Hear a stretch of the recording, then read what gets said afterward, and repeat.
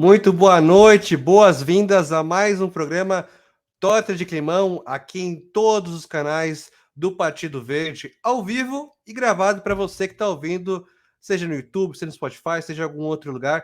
Muito obrigado desde já pela sua atenção, pelo seu carinho e pelo acolhimento, desse programa que nós resolvemos lançar aqui pelo Partido Verde. Tem toda uma equipe envolvida que daqui a pouco eu vou mencionar. Mas antes de qualquer coisa, tá assistindo a gente? Assiste já com uma certa frequência?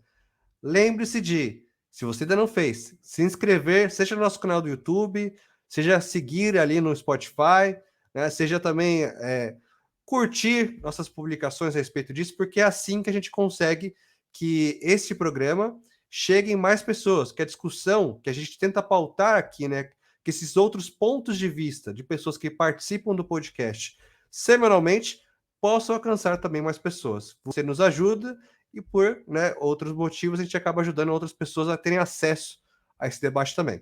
Bom, mas antes de chegar mesmo no tema, nos ingredientes, naquele prato principal nosso, que é a torta de climão de hoje, sempre é bom lembrar que este programa não existe no vácuo, Existe toda uma rede do Partido Verde que nos apoia, Nós temos aqui nossos parceiros da Fundação Verde, Herbert Daniel, a Juventude do Partido Verde, o PV Diversidade, o PV Mulher e Afro Verdes. Então, quero, com isso, dar as boas-vindas a vocês que estão nos acompanhando. E também lembrando, mais uma vez, que o Torta de Climão é um programa realizado pela Secretaria Nacional de Comunicação do Partido Verde, com a produção da Proempresa. E aqui a gente conversa sobre assuntos do momento, debates que estão quentes, que vão ajudar a aquecer esse nosso prato principal, Sempre que possível, interligando esses temas com o meio ambiente e o clima, mas do nosso jeito, Com uma pitadinha de bom humor, às vezes até de uma certa ironia, que é necessária em dados momentos, não é mesmo? E hoje a gente vai falar sobre o racismo no futebol, Você que não esteve escondido numa caverna na última semana, deve ter visto o que aconteceu com o jogador Vinícius Júnior. A gente já vai entrar nesse assunto, mas antes, eu gostaria de trazer um pouquinho do que tem acontecido nessa semana, E acho que uma boa informação para compartilhar com vocês é que hoje, saiu a notícia que o Supremo Tribunal Federal acolheu, recebeu uma ação que foi enviada para o Supremo para questionar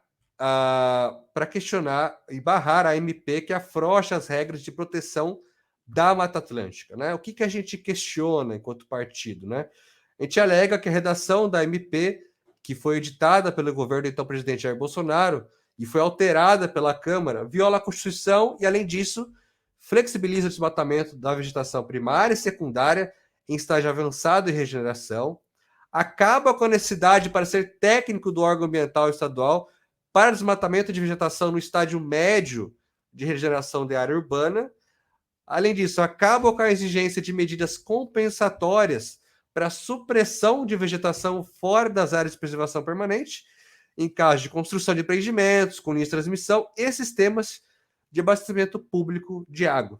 E, por fim, em caso de construção de empreendimentos lineares em áreas de preservação permanente, limita medidas compensatórias, ou seja, o que você vai fazer depois de ter destruído tantas coisas? A área equivalente à que foi desmatada. Além de acabar com a necessidade de estudo prévio de impacto ambiental. Quero ressaltar aqui que sim, eu sou do interior do estado de São Paulo, então sim, o meu R vai ser muito forte nos mais variados momentos. Seguindo, também nessa semana, nesses últimos dias, lembrando que eu estou falando com vocês do dia 25 de maio de 2023, para você que for escutar isso no futuro, que foi instaurado, começaram os trabalhos da CPI com relação ao MST, o Movimento Sem Terra, e também foi iniciado os trabalhos da CPMI a respeito dos atos de 8 de janeiro, também conhecida como CPMI do golpe, da tentativa de golpe. E quero alertar, vamos nos lembrar que com isso surgirão todos aqueles deputubers, os deputados que nascem e vivem para criar os seus clickbaits na internet e vão trazer uma série de desinformações, ou como o primeiro porta-voz da Casa Branca, quando o presidente Trump assumiu, relatou à mídia, quando ele tentava mentir descaradamente quanto à relação de quantas pessoas foram de fato assistir a posse do Trump, ele denominou como, não como mentiras, mas como fatos alternativos. E é isso que a gente vai ver de monte. Ou então, como nós vimos ainda na CPI da Covid, né? Fontes, vozes da minha cabeça, fonte Arial 12, e mais as variadas fontes que são tudo menos verdadeiras e confiáveis, né? Então fica esse alerta para que a gente acompanhe com atenção, que possa não só revidar, mas que possamos ativamente cobrar deputados, senadores que participam dessas comissões sobre tudo que aconteceu, né? De fato, nesses dias. Seja sobre o trabalho que de fato acontece com relação ao MST, da sua produção, enquanto ele contribui para o país, e também quanto aos fatos que aconteceram no dia 8, né? Que muita gente vai querer dizer que o pessoal estava lá só a turismo, estava passeando, que, ó, pobres coitados, os idosos, né? Como que pode alguém idoso ser preso? Bom, com quantos anos mesmo o Lula foi preso? Foi preso ainda com base em convicções e não em provas? Bom, fica aí para vocês pesquisarem na internet. E agora, voltando para o nosso assunto principal dessa torta de climão de hoje, é importante ressaltar, né, que esse tema, mais uma vez lembrando, ganhou grande repercussão devido ao fato que aconteceu com o Vini Júnior, os ataques racistas que o jogador brasileiro recebeu durante o jogo com Valência, na Espanha, e são um lembrete gigante do racismo que ainda existe no esporte. E também ressaltar que nos últimos anos foram vários os casos de racismo contra atletas brasileiros no futebol europeu. Aqui no Brasil também, mas vamos começar a partir do futebol europeu. Dentro e fora de campo, né? E o Vinícius Júnior está impulsionando esse debate e cobrou mais uma vez por medidas efetivas contra o racismo desde os ataques sofridos no último domingo. Ele disse: o que falta para criminalizarem essas pessoas e punirem esportivamente os clubes? Quero, sobretudo, inspirar e trazer mais luz à nossa luta, escreveu o Vinícius Júnior numa rede social. E também sobre a homenagem que ele recebeu, né, no Cristo Redentor, que todas as luzes foram apagadas no Cristo Redentor. Tem um propósito, ele disse, tem um propósito na vida, e se eu tiver que sofrer mais e mais para que futuras gerações não passem por situações parecidas, estou pronto e preparado. E nesse sentido, precisamos todos nos colocar à disposição para debater o assunto e construir políticas públicas que ponham fim à discriminação racial, juntamente com todas as demais formas de preconceito vividas por tantos brasileiros todos os dias. E aqui eu encerro dizendo que, né, fazendo um eco ao Vini Júnior, dizendo que não basta a gente dizer força, estamos com você, e etc, etc. Porque, assim, não foi uma lesão que ele sofreu, né? Não foi um momento único na sua vida. É algo que ele e muitos outros jogadores vão enfrentando há muito tempo. Então, assim como acontece em grandes massacres, né, que poderiam ser evitados, nosso pedido de força, nossa empatia é bom, mas não basta para evitar que isso continue acontecendo. Mas eu já falei demais. E você pode falar também.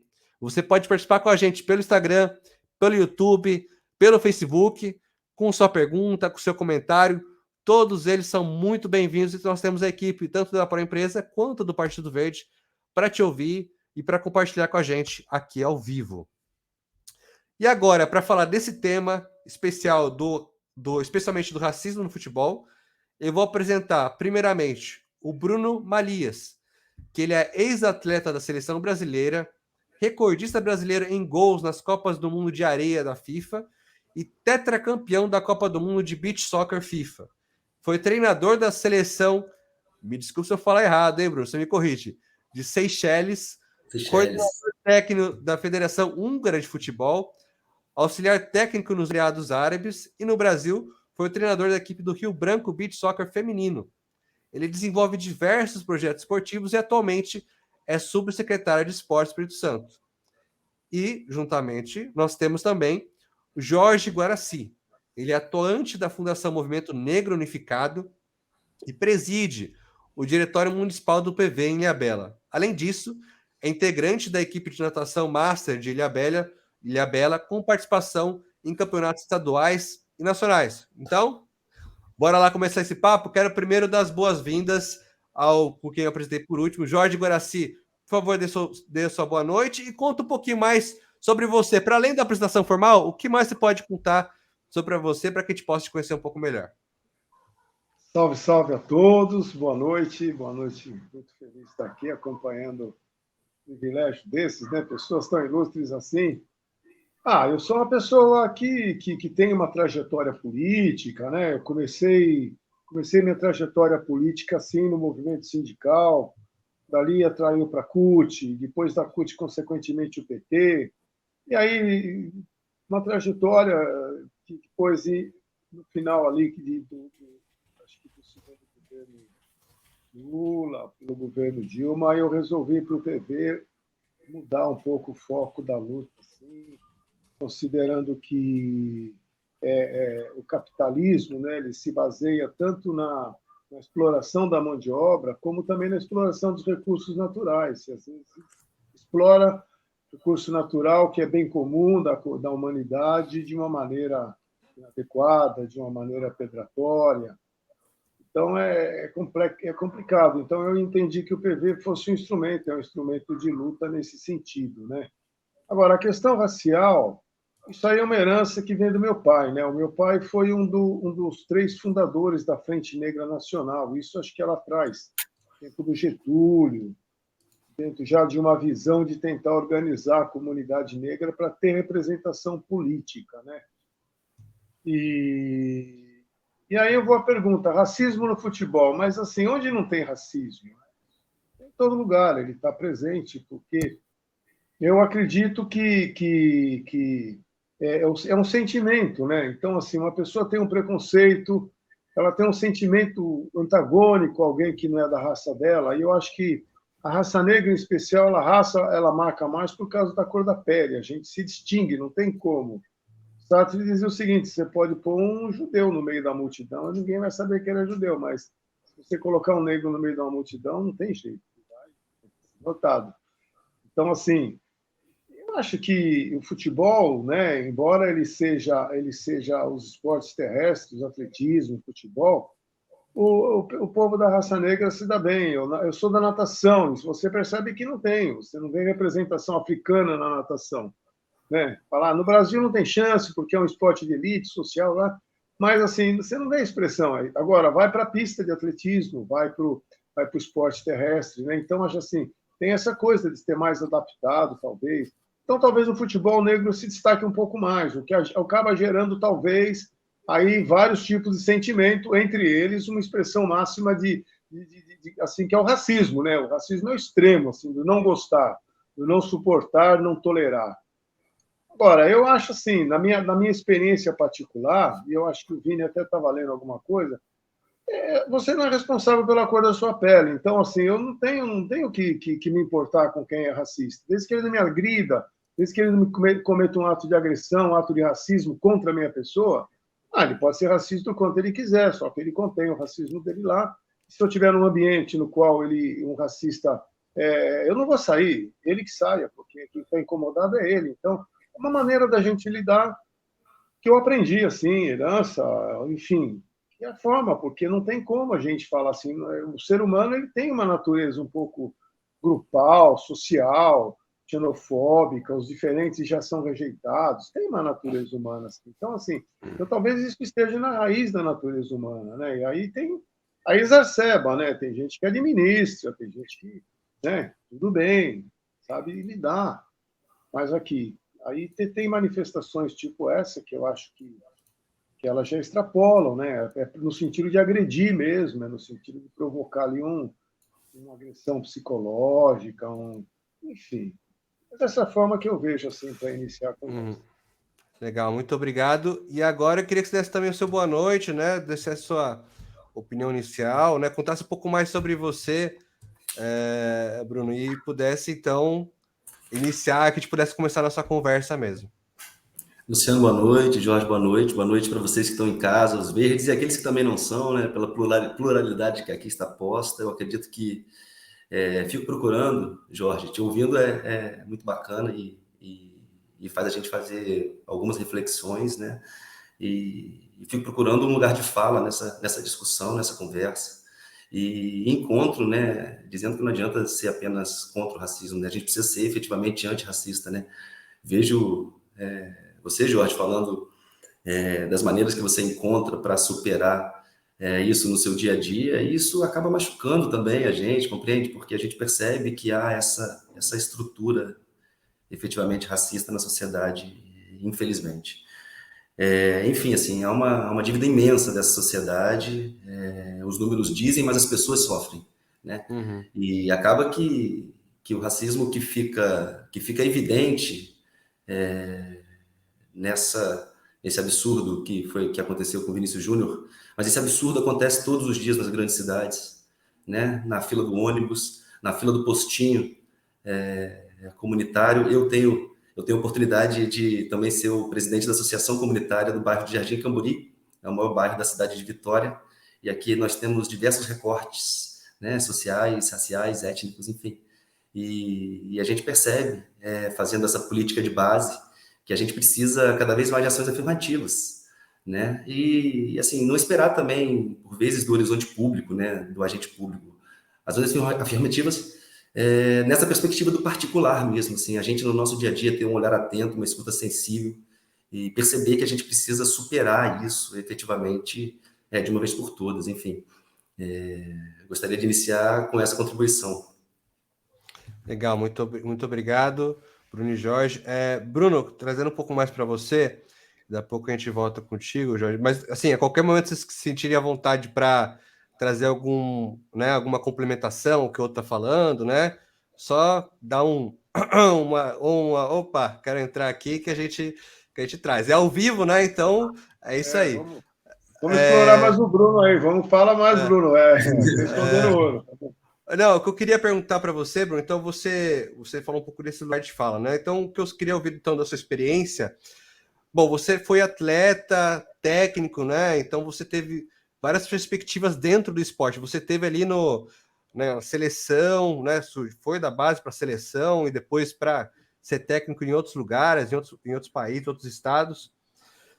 Eu queria, assim, como que você tentou? Primeiro, como foram alguns, não com alguns casos, mas como você de repente viu isso de fato, né? Porque no fundo, a gente acaba sabendo, né? A gente acaba, ao vivenciar nessa sociedade, algumas pessoas percebem desde quando nascem, né? E outras acabam percebendo depois que começam a estudar mais sobre o assunto, perceber, vivenciar e abrir os olhos, né? Começam a abrir os olhos para isso.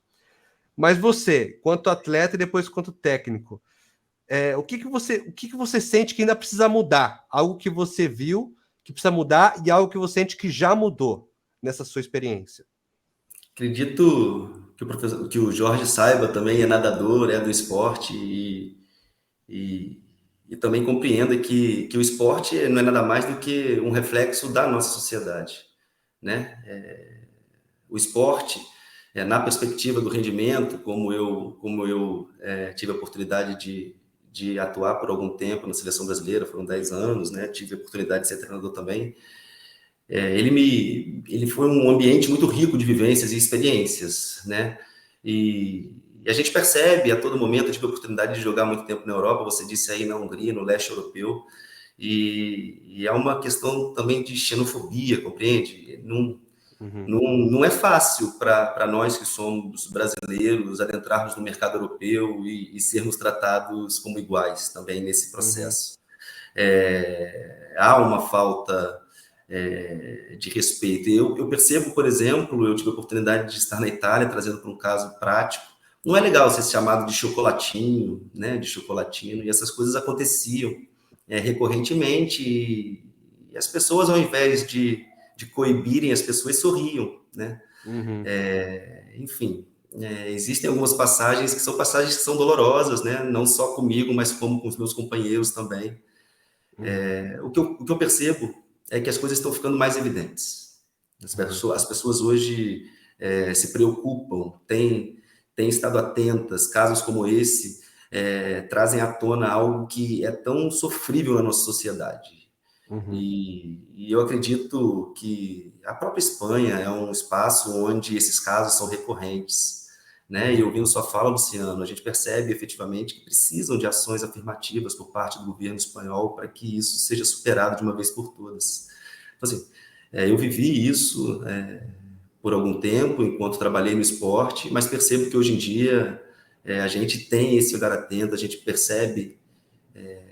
E é ruim dizer que a gente percebe enquanto outros sofrem, compreende? Sim. É péssimo isso, assim. Por isso que é difícil encontrar um lugar de fala numa discussão como essa. Mas são as minhas experiências, eu estou sendo o mais simples possível, estou tentando trazer o que realmente aconteceu e toda a minha indignação com o que se passa com as pessoas negras. Sim.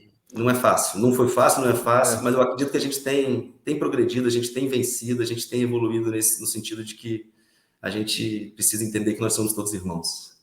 Sim, eu quero trazer para você, Jorge, uma questão que a gente vê muito nesses debates, né, quando vai lá, principalmente no esporte, que as pessoas começam a falar, mas esporte não é lugar de política, esse pessoal que fica aí reclamando, pedindo as coisas, levando para o lado político, né, que não sei o quê, o esporte não é para isso, tá atrapalhando, tá misturando as coisas, né, a gente vê muito isso nos Estados Unidos também, né, quando aqueles jogadores de futebol americano, se não me engano, devido aos seus protestos contra o racismo nos Estados Unidos, né, ajoelhavam durante o hino nacional, né, e o quanto que isso causou também uma grande bagunça por lá, principalmente o pessoal da direita que ficava questionando, achava isso um desrespeito, né, não sei o quê, quando na verdade era para trazer atenção ao tema, né, que havia as pessoas morrendo, literalmente, devido ao racismo, né, e o Bruno até trouxe um pouco na sua fala, uma coisa que discutiu um pouco no programa passado, dessa questão de a piada ser aceita, mas quando a piada,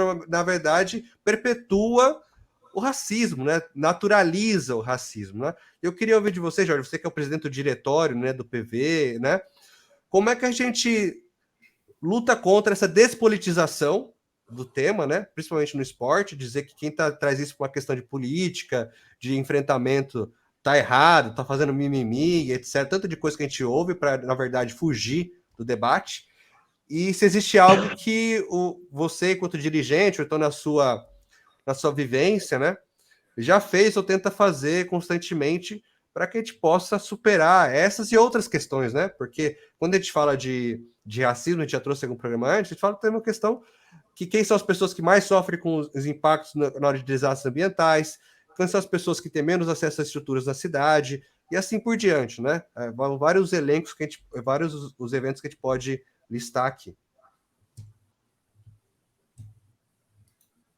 Olha, assim, eu acredito que essa questão ela não é uma abordagem única, porque a gente consegue fazer com que as pessoas mudem suas crenças. Se uma pessoa acredita que um negro é inferior a ela, ou um judeu, ou um japonês, seja lá quem for, se ela tem essa crença, se eventualmente ela cresce nessa crença, no meio onde ela cresceu tem essa crença, é difícil mudar a crença das pessoas. Às vezes é mais fácil chocar, né?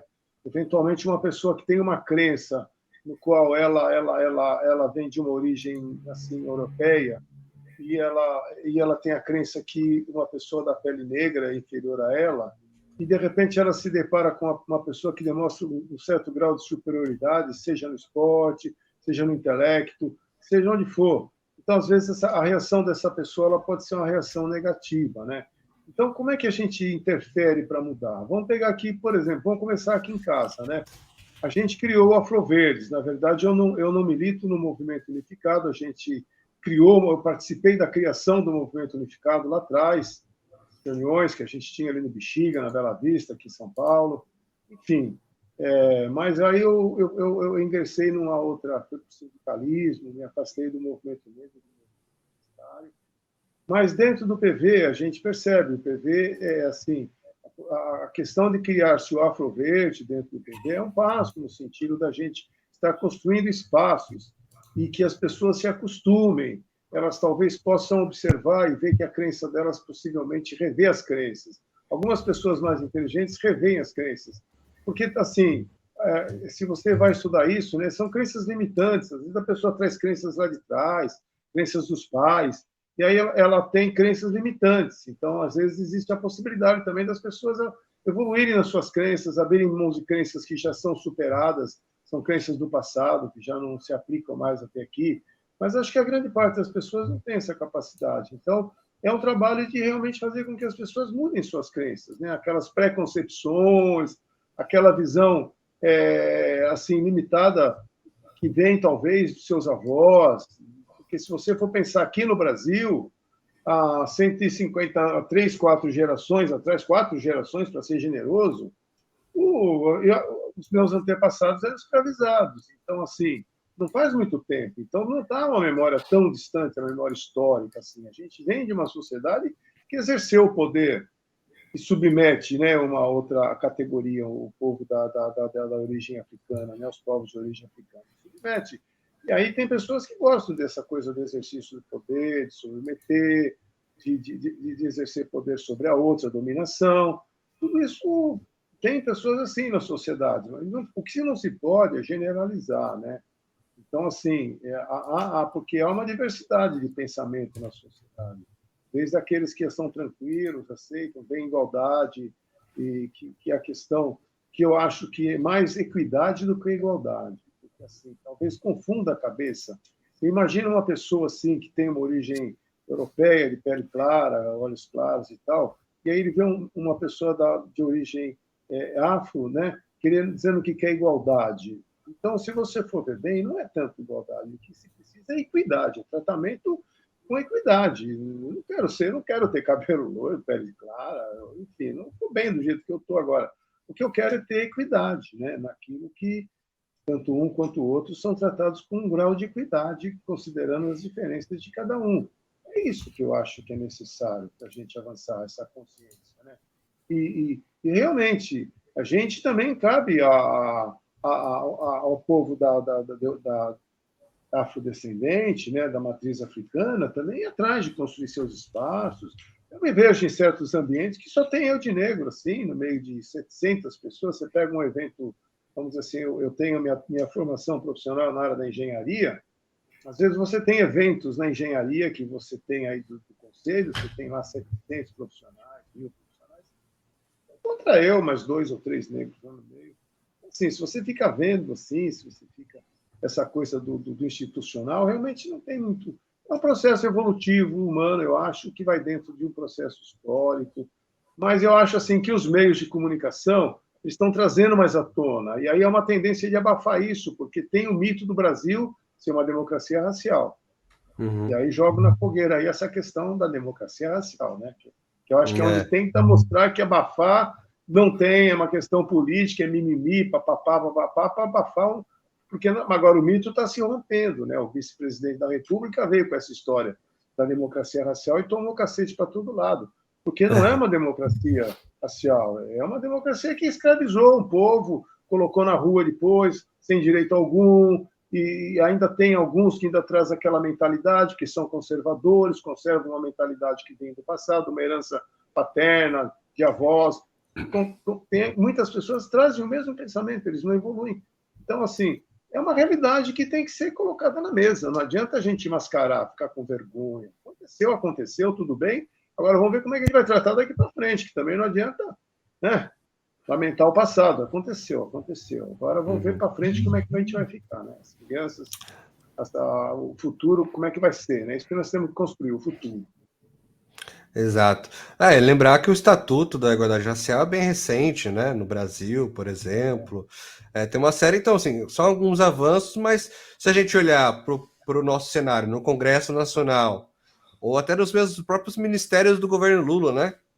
Que é um governo, ou até no próprio Diretório Nacional do Partido Verde, né? A gente ainda tem muito a alcançar para chegar na equidade que você fala, né? Que tratar de forma desigual os desiguais, né? Porque é isso, né? Tem que fazer quem sofrer muito mais tempo tem que receber muito mais do que os outros que já há muitos anos recebem muito mais que todos os outros, né? Esse é o só para a gente dar uma, como é que fala?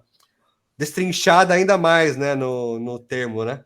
E aí o que eu queria nesse ponto da dita democracia racial que não existe, a gente também tem, né, aquelas pessoas que usam de alguns exemplos, né, notáveis, né, o Neymar é negro, chegou lá, então como assim se diz que existe racismo se ele tá lá, né? Vini Júnior, o jogador foi para a Europa, gigantão, ganhando milhões, brasileiro, como é que existe racismo se o cara tá lá, se ele venceu na vida, né?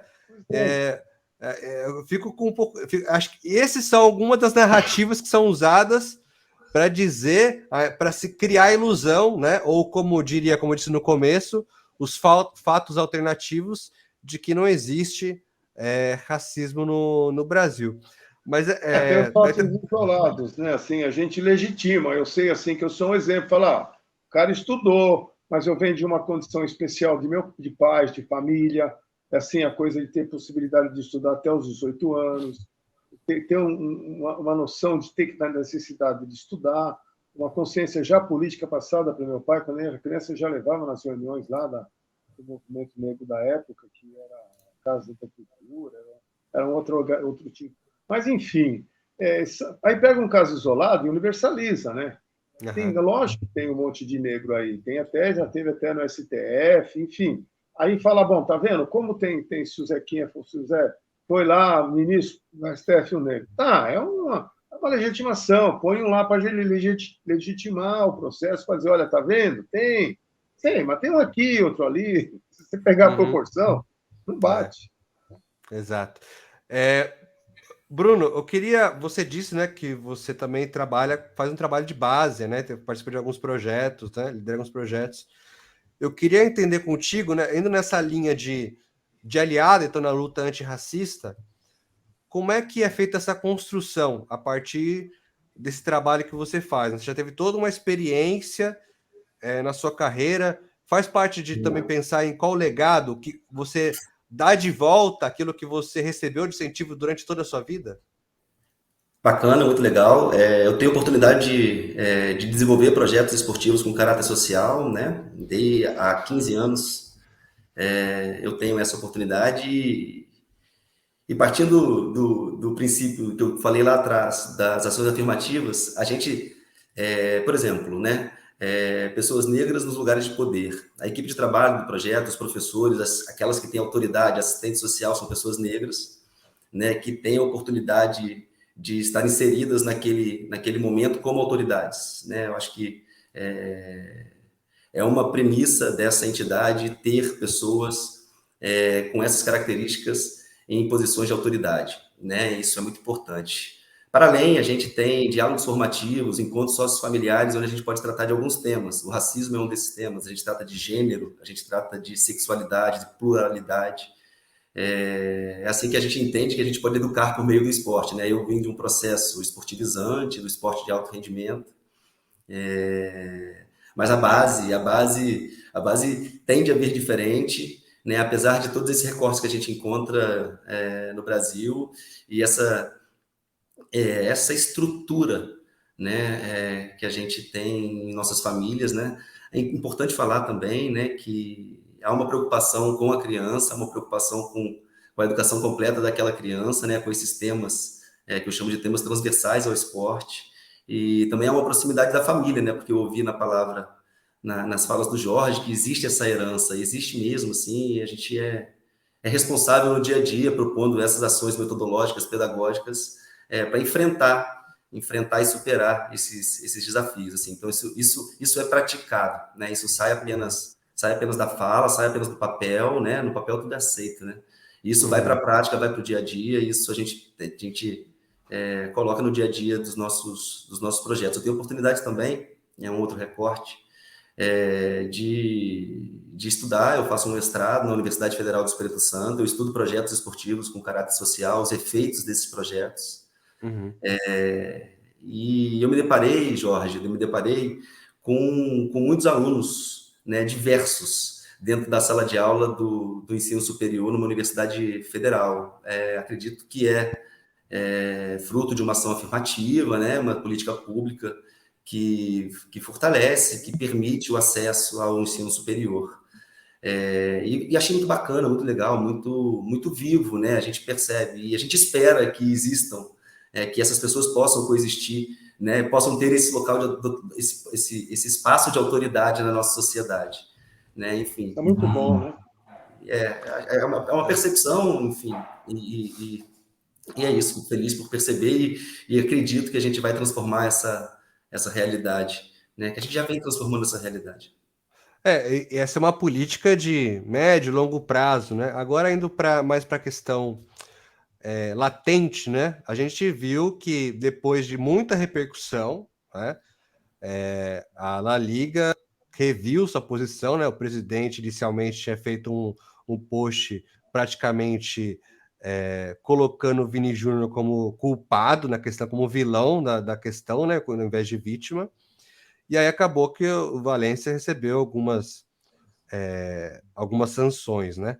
Aí eu queria ouvir de vocês, mas será que isso basta? Né? Até que ponto, assim, o Jorge já trouxe, né, que existe toda uma ideologia, né, que vem sendo construída e implementada através de filmes, através de séries, através de comerciais, através de políticas que vão suplementando, né, no senso comum certos comportamentos, certas visões de mundos, etc. E esse é um processo longo e de luta para ser revertido e superado, né? Mas colocando isso de lado um pouco, para daí indo para a questão mesmo daquilo que é crime, né? Aquilo que é definido como crime. Como é que a gente consegue fazer perceber que aquilo não só é errado, mas se for feito, vai gerar um efeito bem crítico para ele e para o time que ele torce, né? Porque se ele faz algo daquilo, pode prejudicar não só ele, como outros, né? Então, no futebol, eu tenho a percepção que essas punições acabam sendo muito brandas, assim como são para os nossos juízes, né? Que são só forçados a se aposentarem. Olha que punição, né? Quando fazem uma coisa errada. Mas, enfim, voltando para o assunto. O que vocês acham que poderia avançar nesse quesito de punições a times ou a, sei lá, ligas que acabam sendo complacentes quando a questão é um crime tão grave quanto um crime racial?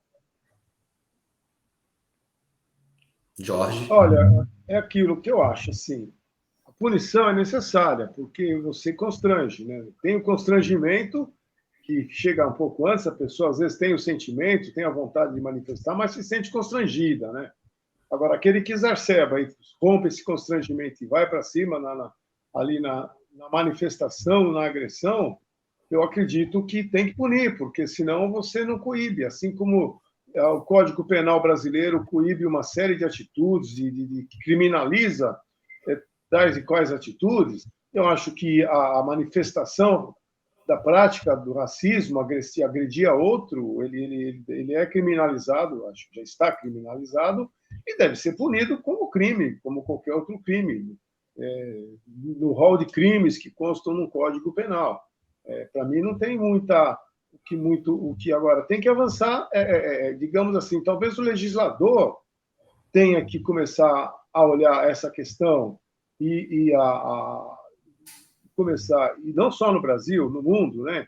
Começar a enfrentar isso e colocar penas mais severas. Agora, a gente há de convir que o mundo é estruturado, não é para o povo da matriz africana, né? O mundo ocidental, no qual a gente vive, ele é construído dentro de uma lógica de dominação, de colonização, enfim, toda uma estrutura, né? Então, talvez na cabeça de alguém que tenha uma visão assim preconceituosa, racista, né? Ele se assuste a perspectiva de você ter uma igualdade de poder. Porque quando a gente fala em igualdade, equidade, a gente está falando também de distribuir o poder. Não é só ser pet de alguém, ser bem queridinho, ser bem tratado. Não, estamos falando do poder também, do exercício do poder ser compartilhado, né? Porque só a partir do momento que você divide o exercício do poder, efetivamente você tem a coisa equacionada.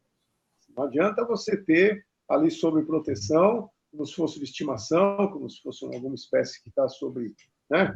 Então não é disso que se trata de não só numa ponta você pune, né? Você coíbe a prática daqueles que têm a vontade, não conseguem segurar, e na outra ponta você também empodera, porque a partir do momento que as pessoas da matriz africana vão se empoderando na sociedade, a visão vai mudando, né? A visão de ser alguém que é inferior intelectualmente, enfim, você vai acostumando, né? A gente já tem hoje na TV brasileira, assim, as pessoas estão se acostumando, apresentador negro, vai acostumando, é um processo. Né? E agora, a punição é fundamental, não tem jeito. O ser humano, se não aprende pelo amor, aprende pela dor.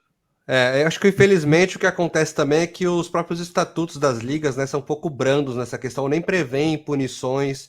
Acho que é nesse ponto mais que eu acho que eu queria ter sido mais nítido quanto ao meu questionamento, né? Que as leis já existem, talvez, né? Mas... O Bruno talvez saiba muito mais sobre isso. Então, assim, você que já participou de várias campeonatos, competições, Bruno, não sei se você tem essa visão também, que se fala muito sobre, de repente, o que se faz em campo, mas o que acontece fora do campo, que pode acabar influenciando diretamente o que acontece no campo. Imagina a pressão, a violência que o Vini Júnior estava sofrendo naquele momento, logicamente, influencia o seu desempenho, logicamente vai influenciar a moral de todo o time, né? Então, o que você sente? Você concorda com essa afirmação de que, de repente, os estatutos dessas ligas, como um todo, são um pouco brandos nesse ponto de vista? Feito por gente branca para gente branca. Né? Você percebe que a indignação do Vinícius Júnior está clara. Aí é o presidente do Real Madrid que vai falar com ele, com o presidente da Liga, com o presidente, são pessoas brancas nesses lugares de autoridade. Enfim, essas penas administrativas, elas precisam ser mais severas, né? Mais fortes, no âmbito administrativo, né? Não indo para uma esfera legal.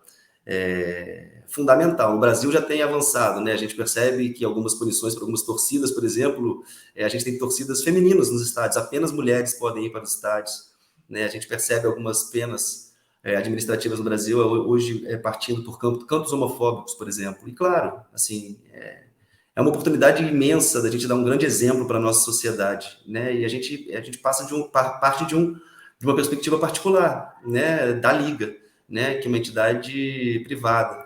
Fundamental a gente ter maiores punições, sim. Eu acho que a gente teve a oportunidade de saber quem é o presidente da La Liga, né, com quem ele está envolvido, né, ideologicamente falando. Então a gente percebe que não é, enfim, ele tem uma raiz, né, existem seus motivos, né. E o racismo na Espanha é um racismo que o Roberto Carlos já passou, outros jogadores também já passaram, né. E você percebe que durante o tempo nada mudou, né, para você chegar dessa maneira e perceber o tamanho das ofensas e da agressão, enfim. E depois que a gente percebe pela repercussão da imprensa que 3, 4 pessoas foram detidas e estão soltas, sabe? E a gente vê vídeos que todas as pessoas fazem gestos, cantam, enfim. Não é possível identificar aquelas pessoas, não é possível dar uma pena grande para a equipe, né? Não é possível, sabe? A gente acredita que está perdendo uma oportunidade, né? A La Liga está perdendo uma oportunidade, a sociedade espanhola está perdendo uma oportunidade de dar uma grande lição para ela e para o mundo, né? Essas penas, sim, deveriam ser mais severas, no meu entendimento. Penas administrativas, não indo para uma esfera já legal, jurídica. Sim. E aí a gente está indo para o final do nosso programa, nosso tempo, né? Aqui. Já passamos dos 45 minutos e estamos nos nossos acréscimos agora. E temos aqui alguns comentários, né? O Guara _ C43 disse que combater o racismo estrutural é tarefa cotidiana e dá um salve aos afroverdes. Nós temos também aqui o Zé Augusto Venda dando boa noite para a gente. Então, eu quero agradecer a você que fez comentários, né? Que assistiu, que esteve conosco até agora. Lembrando que se você quiser compartilhar essa conversa com outras pessoas, você acha importante que outras pessoas também saibam sobre isso, né? Tem algumas formas. Uma é você compartilhar diretamente, né, os links que vão surgir depois. Eu acredito que o nosso link da nossa bio aí, ou então durante a semana, nós vamos compartilhar recortes com o link direto da live no YouTube. Vão para lá, se inscrevam, porque lá com certeza vão ter todos os programas, vocês vão poder assistir esses e os passados, tá? Spotify é a mesma coisa, tem todos os episódios lá. Enfim, Viu um recorte, gostou de alguma coisa? Comente, curte, compartilha, que é isso que garante que a gente consegue que essas vozes de hoje, né, que estavam aqui, e a sua voz também, possam alcançar mais pessoas. Mas por fim, queria então agradecer vocês pelos seus ótimos comentários, seus pontos de vista, seus questionamentos, né? Porque aqui é isso, né? A gente não sabe todas as coisas, a intenção justamente não é essa, a gente conversar a respeito, a gente ir pensando sobre o que pode ser feito, o que já foi feito. E aí quero passar, né? Começamos com o Jorge, quero então passar então primeiro para o Bruno, para que você possa então dar o seu recado final e o seu boa noite para quem nos acompanhou até agora. Gratidão pela oportunidade.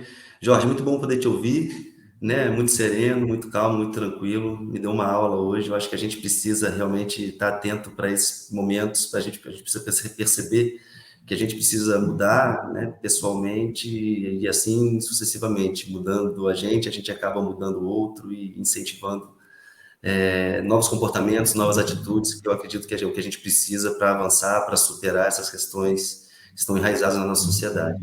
O racismo é estrutural, a gente precisa todos os dias superar esses momentos e dar força para as pessoas, se solidarizar, né, ter um pouco de empatia. Eu acredito que fica aqui essa fala, né, da empatia, né, de se colocar no lugar do outro e perceber que efetivamente nós somos todos irmãos por aqui. Legal, obrigado. O Jorge, então, seus agradecimentos, palavra final aí, algum recado final? Agradecer a você a oportunidade, né, de nos deu aqui de trazer um tema desses aqui no programa. Agradecer a possibilidade de compartilhar com o Bruno, uma pessoa de uma trajetória tão rica no esporte e assim tanta experiência, né? Ter essa possibilidade e dizer por final que eu acho que é uma luta. A gente tem que levar uma luta constante, é uma luta permanente. Cabe a nós, povos da matriz africana, também temos atitude, entendemos que nós temos direito de estar, de não se diminuir diante da agressão, entender que o problema não é seu, é do outro.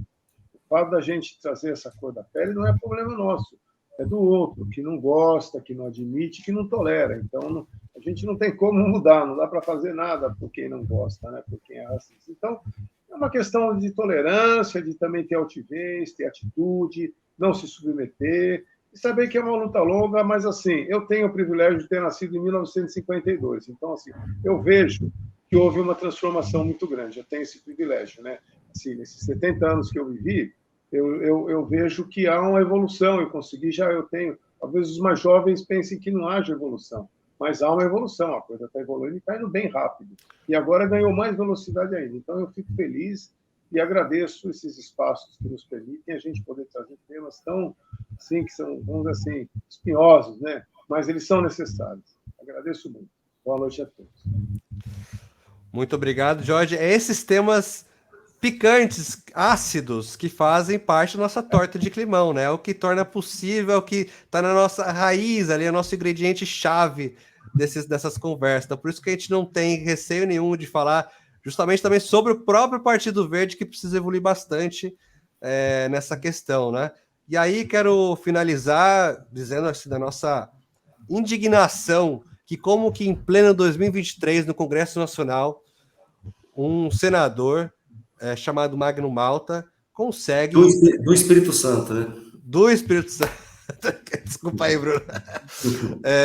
Consegue, assim, tá nas redes sociais, eu não vou dar palco, né, aqui para o que ele falou, ele foi realmente, como mais uma vez a direita faz, tenta fugir do assunto, tenta fugir da sua responsabilidade na perpetuação de certas questões, tentando trazer uma série de alegorias, né, tentando trazer uma série de outras questões para sair do ponto que é o óbvio. A gente precisa parar de ser racista, punir quem deve ser punido e garantir que as políticas públicas para que essa superação aconteçam sejam financiadas e postas em prática, não é? Não é mimimi, não é privilégio, é garantir direitos. É você, senador, que precisa abrir mão, né, de falar besteira e ouvir mais, né? Acho que é uma prática boa que eu posso recomendar, que seria muito importante. Então fica aqui esse nosso recado, lembrando que as opiniões que eu emito no programa são minhas e não necessariamente do Partido Verde.